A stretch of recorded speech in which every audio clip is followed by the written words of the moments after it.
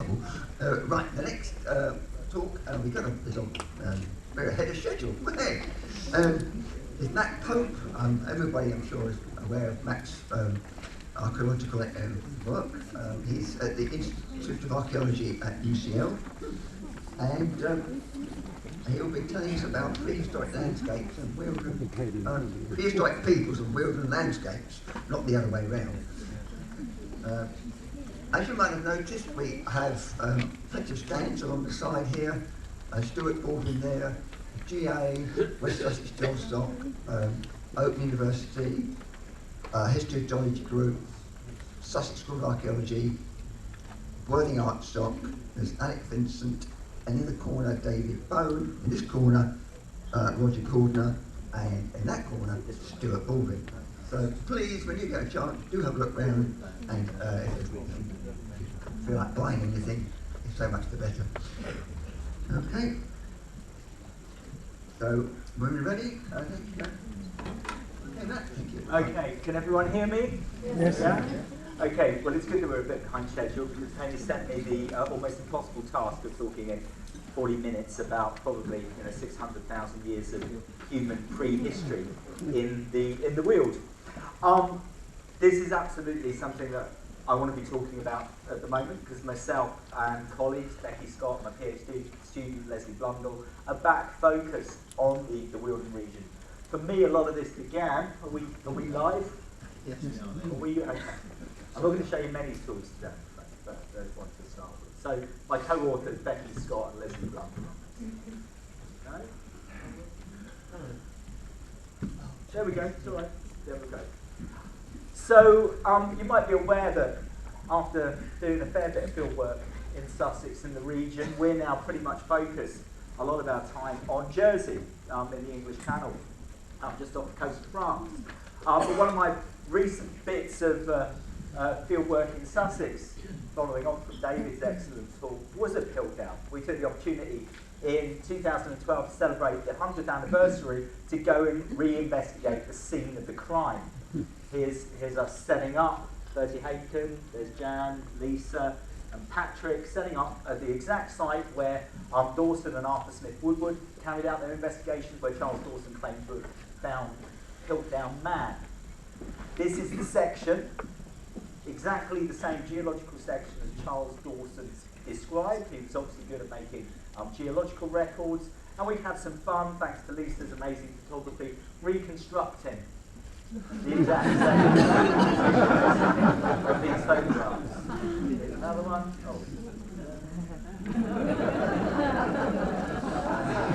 So yeah, it was a good way to mark the anniversary. It was a good way in Sussex to take back some kind of ownership over Piltdown. But for me, there was another part to it, and that was the fact that the Weald itself, if we think here in terms of the Weald as being the lower lying areas of green sand, of Weald clay, of Hastings beds, this has been, especially in Sussex, but to a degree in Kent and Hampshire and Surrey, a backwater of Paleolithic research. We're trying to now refocus how we approach the Paleolithic, the early Stone Age record of the region, on an entire landscape scale.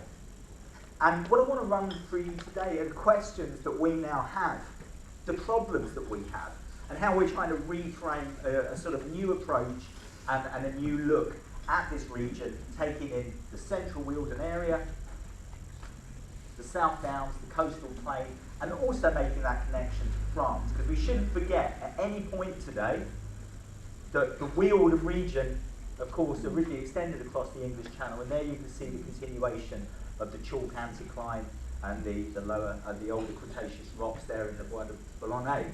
So we're starting to think transmanche. We're trying to think on an international scale with this. So I just want to give you a kind of overview of 600,000 years of Paleolithic archaeology, talk about problems with it. I'm not going to talk about human behaviour today. This is a geology, prehistory, history conference. I want to talk about how we as archaeologists now have some big questions, and those questions are really geomorphological, and of course that's controlled by the geology. So just to give you some background now, we have a fantastic framework for understanding Time scales now. This is the marine isotope record taken from deep sea cores, showing us, if we just look on the left-hand side here, cold stages going back to around 800,000 years ago, regular cold stages starting to come roughly every 100,000 years. And then here on the right, the warm stages tend to be shorter, more punctuated. This is our current warm stage, number 1. We go back from 2, 3, 4 into the last glacial, get into the 5s here. We're going back to the last interglacial, 6 glacial, 7 interglacial, 8, and so on, right the way back. This is the Earth's climatic changing system, part of a trend that we can see right from the early tertiary, becoming more pronounced in the Pleistocene 2.7 million years ago, and then within the last million years setting up into these 100,000 year cycles. This is a global system. This is our entire benchmark, our entire Rosetta Stone for understanding time and change. The other thing we have, of course, are the distribution maps of finds themselves. We've got 150 years of collection, maybe 50 years of systematic documenting. This map here of sites within the region has largely been collected by people like Derek Rowe, John Weimer, to a lesser degree Roger Jacobi when it comes to the lower Paleolithic, and then in Sussex, Andrew Woodcock as well. Unfortunately, Roger, John Weimer and Derek are no longer with us. It's hard to imagine PhD students now having the time and the opportunity, or even the funding, and being allowed to visit every single museum collection and pull together these distribution maps and tie down the archive work. So it's fantastic that in the latter part of the 20th century we have these distribution maps put together, and they form the absolutely fundamental basis for our research and the fundamental basis for us actually protecting this heritage in commercial archaeology. We look at the maps are replicated on the heritage environment, historic environment records at county council level, so these maps are really important. We've got some big problems with the maps that I'll talk about later on, but here on this map I want to show you that the main two areas for us understanding chronology in the region are the Thames Valley itself and the coastal plain. I'll get the hang of this in a minute.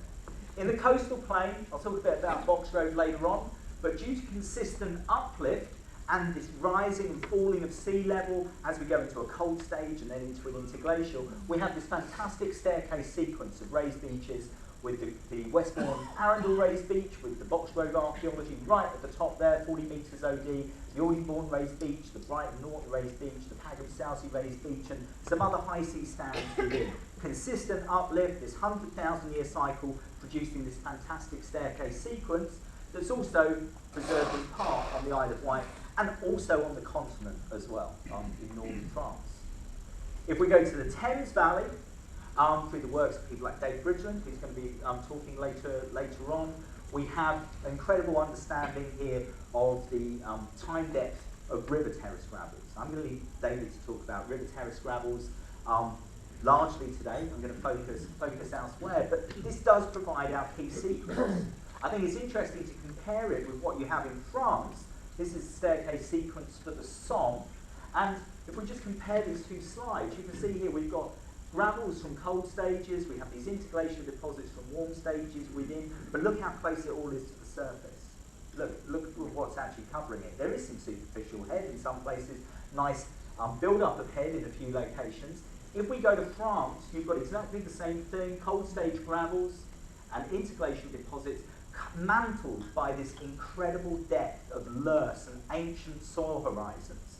And of course documenting a far older sequence potentially that we have here in southeast England. Understanding the controls, why if we just go the other side of the English Channel, we have a very different geological situation, a very different sort of process of sedimentation there, or preservation. I think it's really important. I think we've got to understand not only how this record has formed, but how in the region it's fallen apart. And falling apart is something I want to talk a lot about today. Here's another sequence from Antoine in 2013, a site which I'll talk about later where there's potentially older Paleolithic archaeology than we have in southeast England. I think the French have also made far more of an attempt to try and connect their fluvial systems like the Somme and the Seine and further north to the Mars into this English Channel river system, which I think should really be the star of our regional geology. We're now in a fantastic position, mainly through the work of AHOB going on into the Kaliber Pathways to Britain project, a fantastically well-funded and focused bit of scientific research. We now have a grand narrative for the British Paleolithic archaeological record, one that Chris Stringer has characterised as being 9 failed attempts at colonising Britain. 9 documented movements of humans into Britain, first as a peninsula of northern Europe and then as an episodically accessible landmass. And we're currently in the 10th attempt at colonising this land. And either we're going to go into another cold stage and we're all going to have to go south for a little while to survive, or sea level's going to keep on rising, and who knows how things will turn out. But remember, there's been 9 attempts here, and none of them ended up with a complete permanent occupation.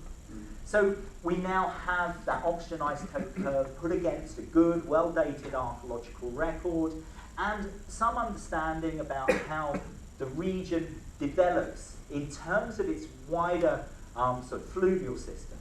And the biggest development really after marine isotope stage 12, the end of the very cold Anglian glaciation, is the forming of proglacial lake in the southern North Sea, and eventually overtipping, cutting through effectively the North Downs, the central Weald and the South Downs, forming the Straits of Dover and setting up this river channel, the Fleuve Manche, or the English Channel River, however you want to call it, which is one of the greatest rivers in the world. We just can't see it at the moment because it's covered by a great sea depth. But we're seeing it from a perspective that only maybe sort of counts to 10% of the last million years. If you were around here in any of the other 90% times with a lower sea level, you'd be looking out there over this fantastic landform that drains the north slope of the Alps, has a watershed with the Danube, has a watershed with the Rhone, has the Thames and the Rhine and the Seine and the Somme.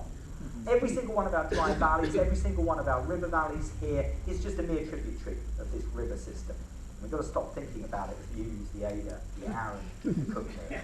They're just the headwaters that have been flooded by our latest interglacial sea level rise. Here's some of the fantastic mapping that's gone on, or most recently by Sanjeev Gupta, showing the complexity of the channel systems out there. Now, this is what we need to bring under study, this landscape. I'm not going to go diving, I haven't got a submarine, I haven't even got the ability to do it, neither have my colleagues. In the short term, what we're going to find is ways of actually engaging with that sunken offshore landscape by doing terrestrial archaeology, terrestrial geology. Can we find artefacts here that were sourced from raw material sources that are outcropping there? Can we find sort of links at particular times between the archaeological record on one side of the English Channel or on the other side of the English Channel? And this is really where our work on Jersey is coming into it. Here's the island of Jersey, just off the Normandy and Brittany coast in the Gulf of St Malo, a very sort of shallow area with high tidal range.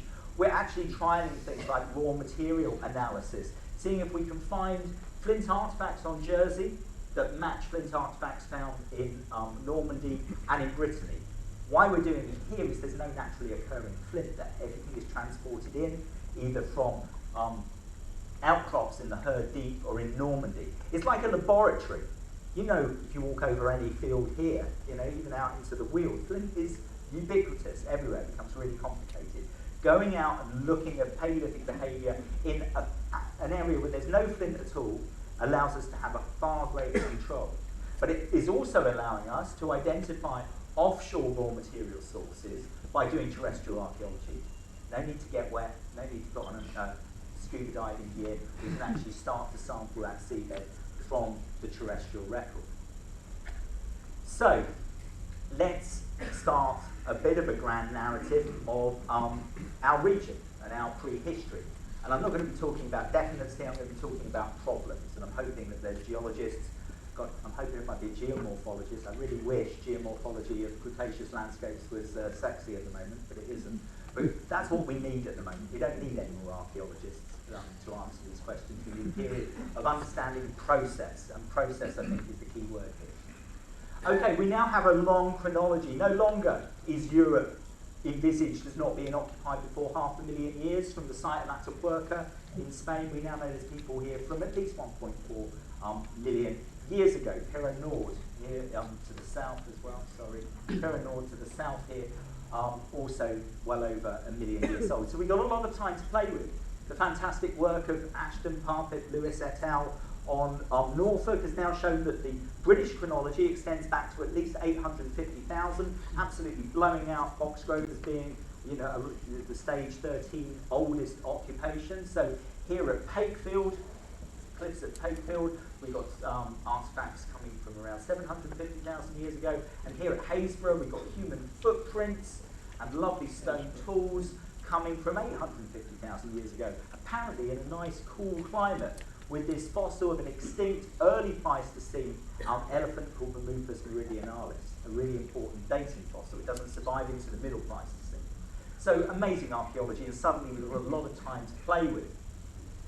The thing is, when we come to our region, we don't see any evidence, there's no documented evidence before, maybe say 600, 500,000 years ago, with Boxgrove being the oldest. This is part of an apparent separate wave of colonisation.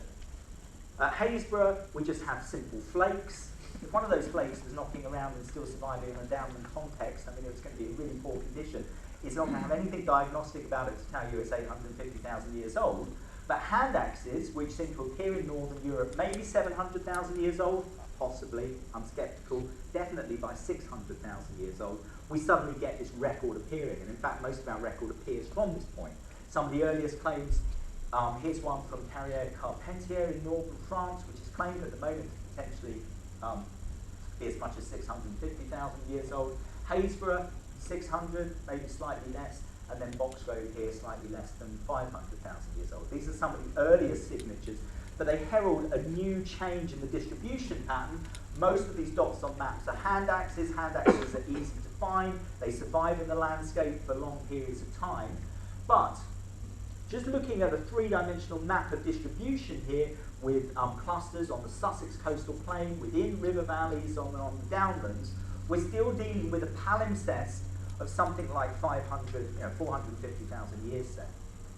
What we need to understand is four-dimensionally what that distribution map means. That distribution map is not a map of where people prefer to live. It's not a map of where sites necessarily were concentrated. It's a map of where we've found artifacts. And that's going to be the result of so many different complex processes working together. And that's really what I want to talk to you about today, that complexity. If we think of the contexts it's occurring in, we think about the degree to which they've been investigated and the period they might contain, it breaks down into river terraces, which extend back into the early Pleistocene, but within our region have very patchy investigation.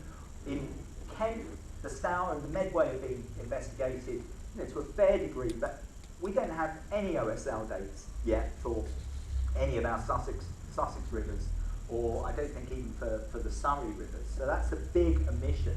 No comparative OSL chronology for the development of our river terraces. We're just counting terraces and on the basis of altitude suggesting how old they might be. Raised beaches. Well, we've had an intense investigation of the Boxgrove raised beach, but not for well over 10 years now. Martin Bates has done some fantastic work on the lower raised beaches, but their chronology is still not fully tied out. So we've got an incomplete investigation of that. Head deposits, the solid fluxion, the periglacial deposits covering river terraces, covering the upper parts of the Sussex coastal plain, has artifacts in it, but because they're generally out of context and out of, not in situ, they tend to be ignored. Artifacts are very patchily preserved there, so in a commercial investigation, you'd be investing a lot to find potentially a small amount of material. So our investigation of that, the timing, the development is very poor. Solution features, thanks to Becky in Kent, and I'm becoming interested in this, trying to look at solution features on the downs as potential capture points. Gold features, in lower greensand, places where the ground has split open due to geomorphological development of the landscape. Well, the beadings we saw there, potential. I'll talk about that a bit more. And then we just have brick earths as well, the lower reaches of the head deposits, fine grained material where the loess that presumably was originally deposited over the downs has ended up. Potential for fantastic fine grained archaeology there, but very patchy in a non-systematic investigation. And we can take those deposits and we can see that we have a range of time periods and great variation in the degree to which we have control over dating. We have investigation of sites and research. And we need to start to fill in these gaps and look at this landscape as an absolute whole. So at the moment, the oldest archaeology in the region comes definitely from the coastal plain and the Westbourne Arundel raised beach and the sites of Boxgrove, Wealden and Slindon, which are our main sites on this landscape. Now, I'm not going to talk in detail about Boxgrove, but Boxgrove shows you what the potential of what could be out there. Very fine-grained archaeological deposits within intertidal and terrestrial units preserving moments in time, allowing us to refit back together the flakes that were produced by an extinct human species called Homo heidelbergensis. We also even have here preserved at this site, Q1B, the remains of Homo heidelbergensis with tibia and huge collections of artefacts. This is not a site in any conventional sense. This is a 26-kilometre wide landscape that's been preserved almost in its entirety, and we just need opportunities to look at it, most of those coming from quarries. It's definitely Acheulean. The characteristic artefact is the hand axe. And from this one site alone, at Boxgrove, we have 450 of these, all in mint condition. It shows you the potential of what's out there if you can find these small preserved capture points of ancient landscape. And that should be one thing that we're trying to identify and research. But we also, unless we want to write off all of those isolated hand axes that have been discovered in the landscape, we need to understand how this record relates to that more widely distributed record. And we can do this by trying to understand processes of preservation. So here at the Valdo, also on the Boxgrove landscape, we looked at an area where there were quite a few hand axes being found on a field. And what we found is what we had was a dry valley which would have last cut down during the last glaciation, cutting through those Boxgrove deposits and bringing these hand axes to the surface. And this becomes the key point. We've got a landscape here that's actually, in geomorphological terms, quite fragile. Chalk and the other Cretaceous rocks that are succumbing every 100,000 years to periglacial erosion, the effects of fluvial runoff, snow melt. This landscape is changing. We haven't got yet any handle at all on the scale to which it is changing from one glacial to interglacial cycle. If we look at our downland landscapes and we project these into the wider Weald, we'll see that the defining features are these dry valley systems. Full at the moment of head, although there is some fluvial deposits within it where you're probably getting snow and ice meltwater. We need to think of these not as a separate context, not as a separate sedimentary system, but effectively as the headwaters of the fluvial systems that form into the Manche, into the river. When we see the degree to which they dissect the downland escarpment, we need to ask questions like, what would this arrangement, this is the dry valleys around Brighton, what would it look like during the last interglacial, 125,000 years ago, or the interglacial before that? The Lewis Road Valley and the Brighton Road Valley wouldn't have been as extensive. These are progressively, pulsively sort of developing during these cycles. We just don't know to what scale they're developing.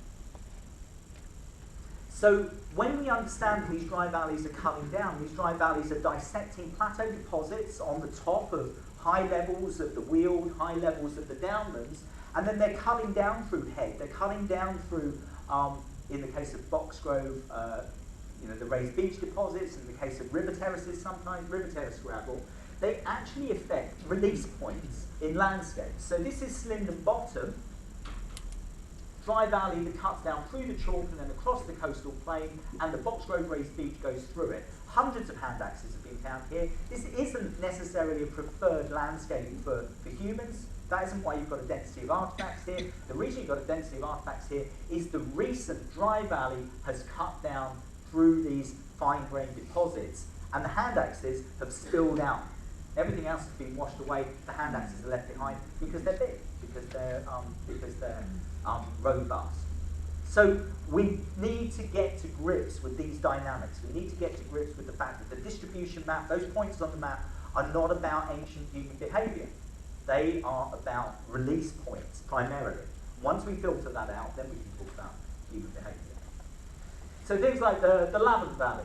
The Wealden Valley also has a large concentration of hand axes where it crosses through the Boxgrove Red Beach here. Now the Wealden Valley now is alluvial. It's got alluvial within it. It's got alluvium within it. It's going down below the water table, but it doesn't yet break through the escarpment into the Weald. But we have to imagine what would happen if we went through one more cycle or two more cycles. The Wealden Valley is almost certainly going to breach through the downs and capture part of the headwaters of the River Arun.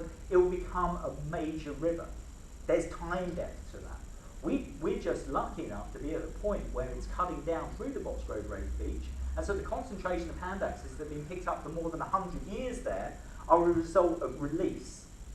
If we were back 2 cycles before, all of that would still be under so much deep head cover that actually we probably wouldn't see those hand axes at all.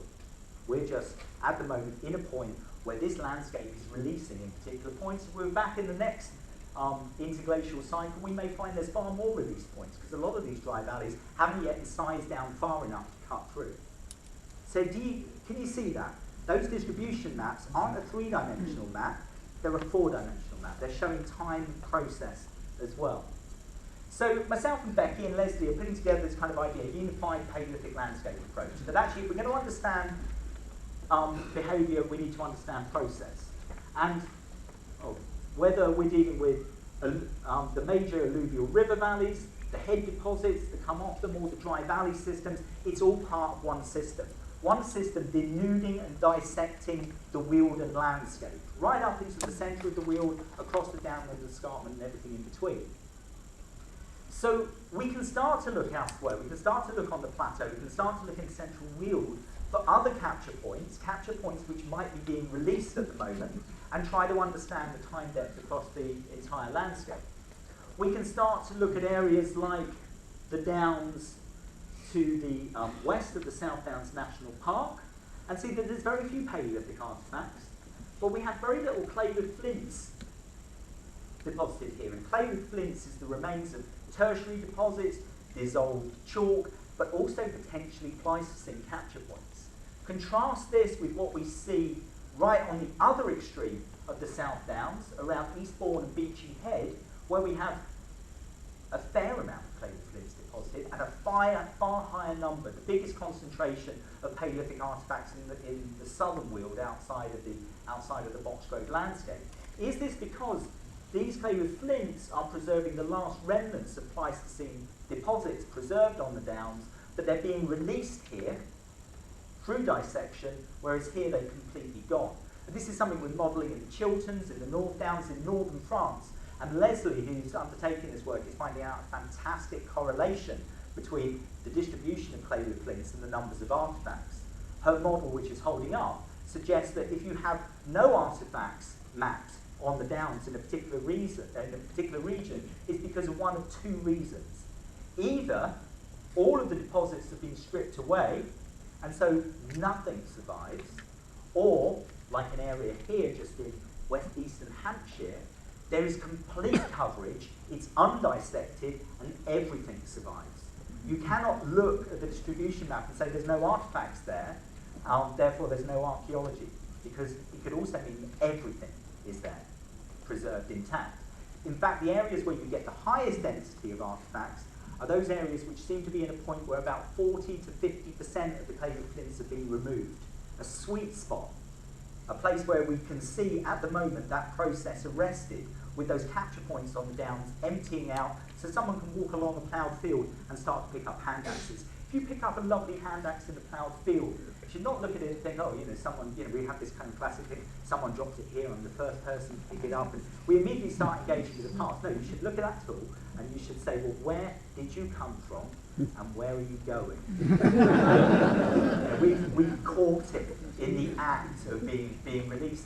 And in fact, we caught it in the act because where it's going is in head deposits into the English Channel River system and flushed out into the Atlantic, ultimately as gravel. We're part of a big sedimentary system. These are sedimentary particles being released. They just happen to have had, in part of their history, a bit of interaction with the human. but they are just rocks, they are just particles, and we should treat them as rocks first before we get excited about their potential. So, the stakes are quite high here, I think, because it isn't just necessarily the last 500,000 years that might be preserved up there on top of the downs or in other cryptic capture points within the central wheel. I'm more sceptical of that. We have got some hints that we may have early Pleistocene sedimentation preserved in downland contexts. One hint comes from Kent, where we have the Lennon beds, which aren't going to have any archaeology in them, they're completely marine. But they're very early Pleistocene. They're the equivalent of the Red Crag, which sits underneath all those fantastic early sites up in East Anglia that the AHOT have found. We know that from things like Little Heath and nettled bed deposits on the Chilterns, we have good early Pleistocene sedimentation there. Also, unfortunately, marine, but it should put us on notice that early Pleistocene sediments could be found on top. Why it's important, if we look at these early sites across the continent, like Pirra Nord and like Atapuerca, they aren't sites like Boxgrove, they're sites on top of plateaus where there's been karstic capture points and material has been captured from the surface through sort of solution features, through capture points. They aren't sort of caves or anything, but they're trapping bits of landscape on top of plateaus. That's actually where in Europe we're finding the earliest record. Now, we're going to go outside the Wealden region, but forgive me. There's one site that really puts us on notice of the potential, and that comes from the Elephant Trench at Dewlish in Dorset, discovered in 1891. It's right on top of a chalk escarpment, on top of a chalk hill. A mouse hole had been discovered in which some sand had been pulled out and led Osmond Fisher to carry out the dig. He found this vertical slided slot. They thought it was probably dug by ancient humans. It's not. It's almost certainly one of these sort of gull features. And within it there was a fine-grained sandy Lurcy deposit, and within that was found bones. And some of the more keen-eyed of you might be able to spot a big bone there. There's a blow-up of these bones. Big elephant bones. Not of any mammoth, not Mammuthus primigenius or Mammuthus trogontheri, but Mammuthus meridionalis, the same early Pleistocene elephant that was found with the earliest record for North European archaeology up in Cromer beds. So we can, on top of the chalk, have early Pleistocene sedimentation in very isolated capture points. How you go and find them, whether they survive on the South Downs, whether they survive in the Wealden region, I don't know. But the thing is, we've never systematically gone and looked. 100 years ago or more, before the Piltdown scandal really scuppered our search for the earliest human in southeast England because it had been found. It was fraudulent, but it kind of cut an entire... Piltdown came out of a group called the Iton Group who were trying to look for this very early archaeology. Guy Keith, writing to Worthington Smith, great collector from the high points on the Chiltern, encouraged him to go up and look on the plateau and said, you might find material in such deposits, at such elevations as will cause the hairs of cautious archaeologists to rise on it. The thing is, we now know we do have that time scale. We have that time scale proved not only from continental Europe, but from East Anglia. It's not a case that our hairs will rise on end to think of humans being here at the early Pleistocene. It's just whether we can systematically find those contexts and understand the processes that might have removed them or might have led to their survival in particular places. And this is why we need to take note of the material in our museum collections. We have lots of artefacts, lots of isolated hand axes, roots of flints that have been field walked, collected. If you're field walking a downland area, you're going to be picking up material of all periods in time. Our collections need to be curated and looked after and not stuck in holes in the ground, but properly looked after, because actually these are the building blocks of our evidence for actually tracking in on these sites and human behaviour. We've just got to treat this material in a different way. So back to our distribution map, and I want to bring into focus one last period. I think one thing we need to do with our distribution maps, not only thinking of them in terms of four-dimensionality and process, we also need to connect them to the continent. We need to develop seamless maps that have a seamless geology of the Le Manche region, a seamless map with northern France, and seamless distribution patterns. Because things are different on the other side of the English Channel. There's far more loess deposition, there's far more head deposition. We need to understand those processes. And in fact, I think if we look at variation in France in preservation, and then extrapolate that into those patterns of variation we're finding in southeast England, we'll get a far better handle on the processes. So we've got to stop thinking of Britain as an isolated record, and we need a proper trans-March approach. Okay, do you mind me using another 10 minutes up to team? You can bear it, can you?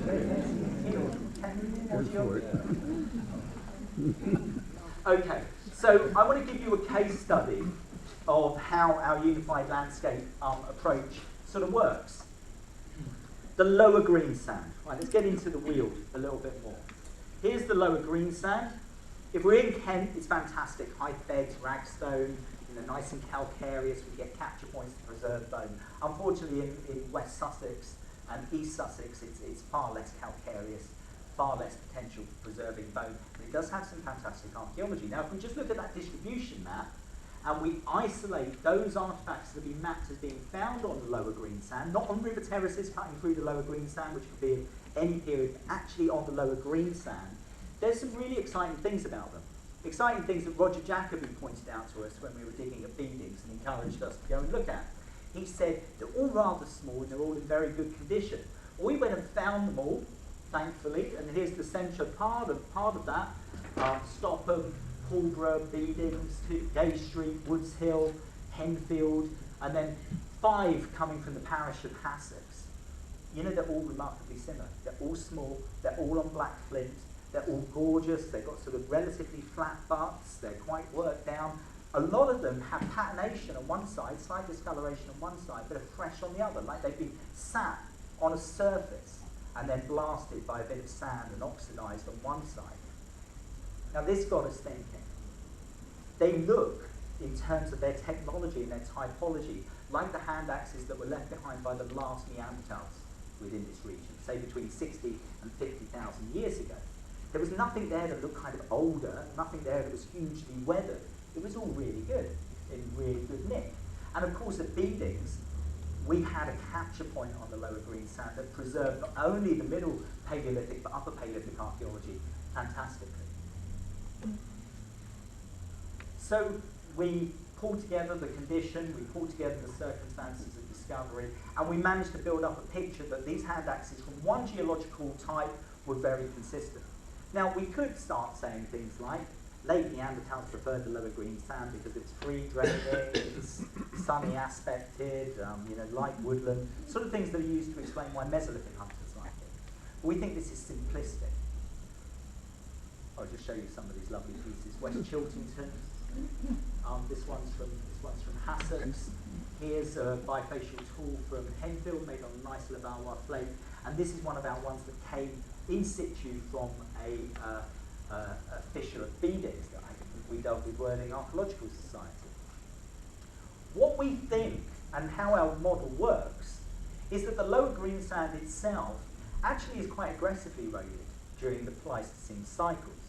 But there are these capture points, potentially solution features, and these gulls, which will trap archaeology from the last 100,000 years and is then emptying it out in the Holocene right now through weathering, through agriculture, through natural processes of, say, the last 10,000 years.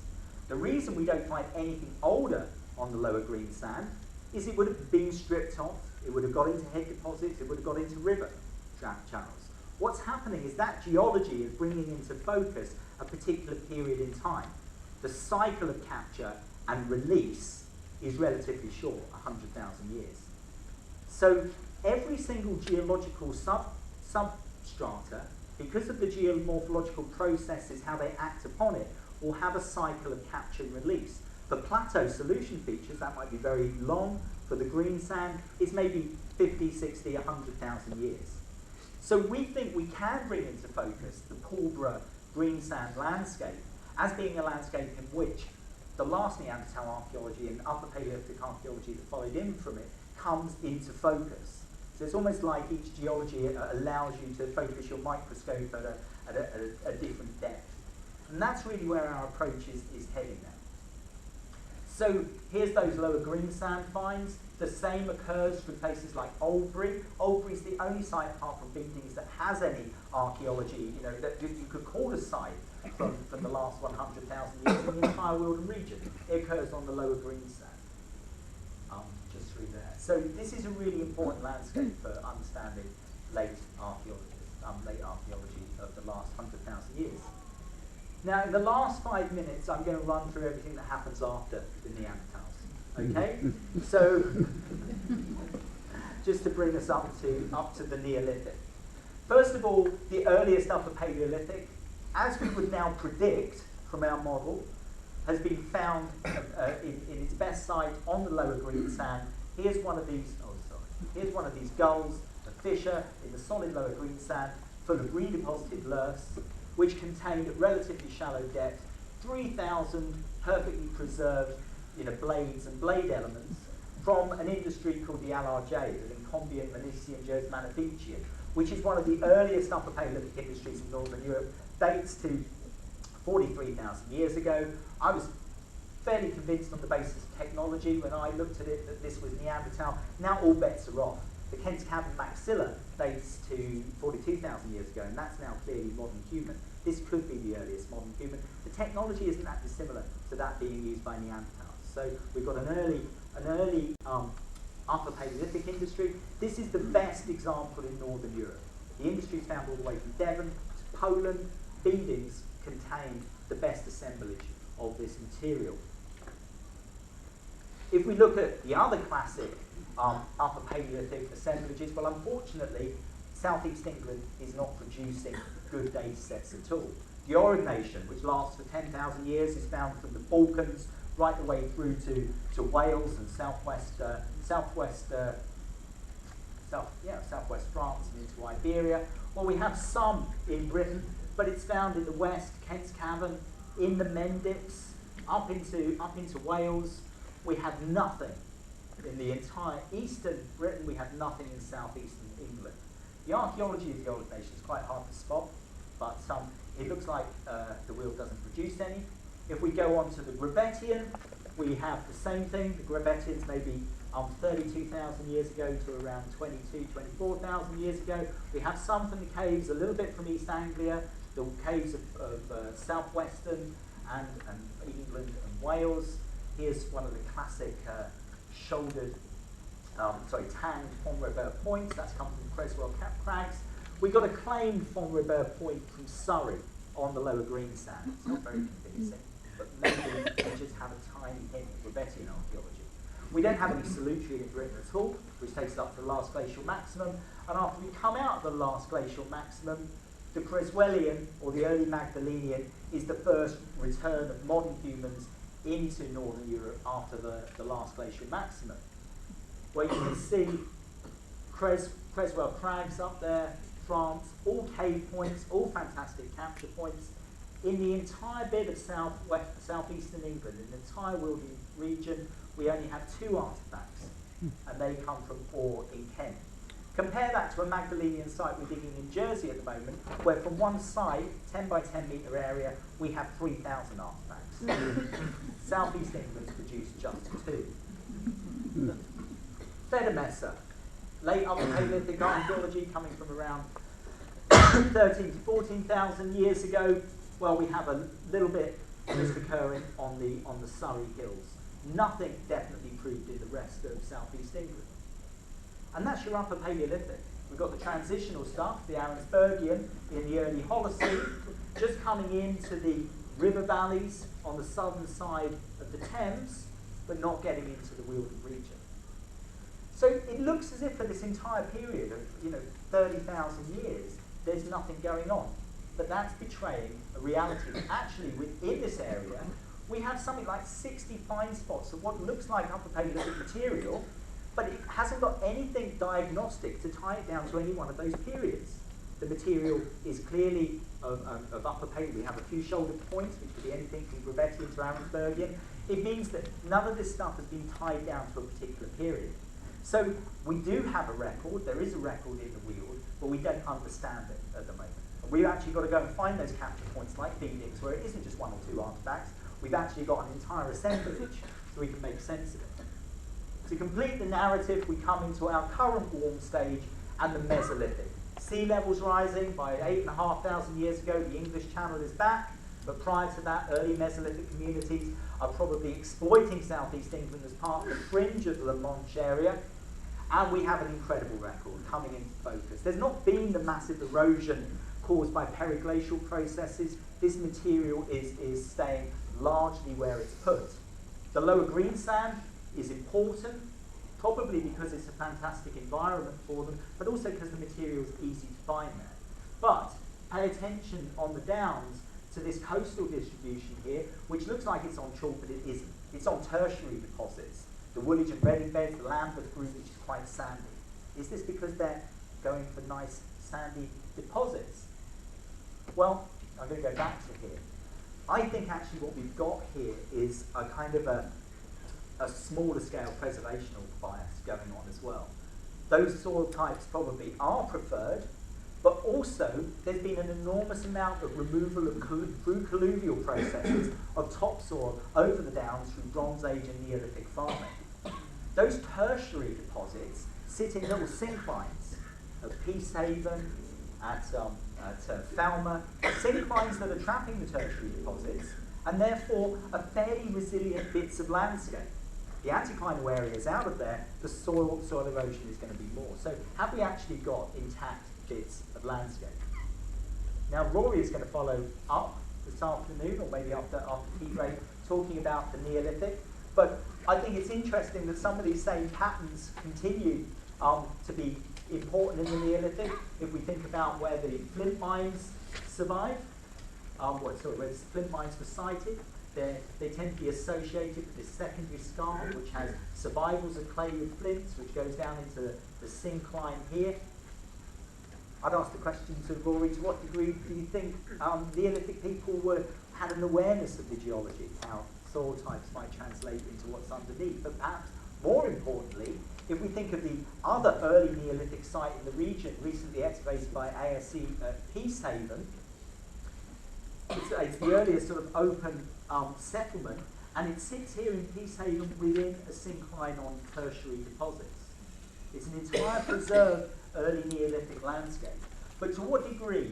To a smaller scale, exactly the same with those big processes over hundreds of thousands of years which have led to the denudation of the downs and the removal of the Paleolithic. Are we seeing here a survival of sort of mid-Holocene landscapes because it's seen in a landscape that's resistant to erosion? And how should us get that? How should we then go on and think about the wider downland region, about where we might find later prehistoric archaeology well preserved? So I'm going to leave you with that, because I think that's where we've got to head to. We've got to head to what we're calling the map. And that's going to take a lot of coordinated work, but we're working with French colleagues now to start to put it together. And if we can have one unified landscape, one unified understanding of processes, I think we stand a chance of bringing the Wealden region into far greater focus over the next 10 years. Okay, and thank you to my colleagues at UCL at Archaeology South East.